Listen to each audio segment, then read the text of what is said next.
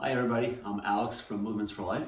Just wanted to introduce everybody officially to Movement Morsels, its rationale, how to use it, and where to take it from here.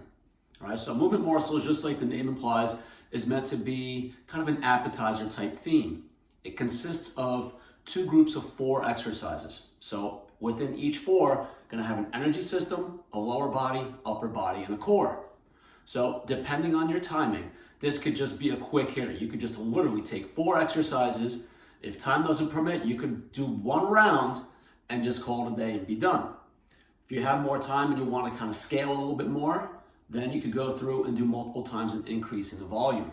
Now again, it consists of 2 groups of 4. So energy system on both, lower body, upper body, and core.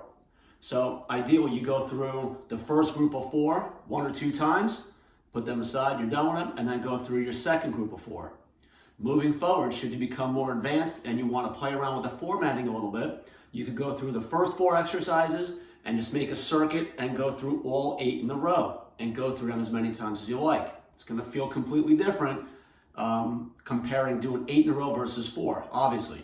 You want to start getting a little more advanced and start supersetting, you could take both sets of 4 exercises and you can match up the double energy system, do energy system 1 with 2, lower body 1 and 2, and so forth. All right, so the variety of it is very scalable. You can tweak it however you like, depending on your timing, depending on your ability.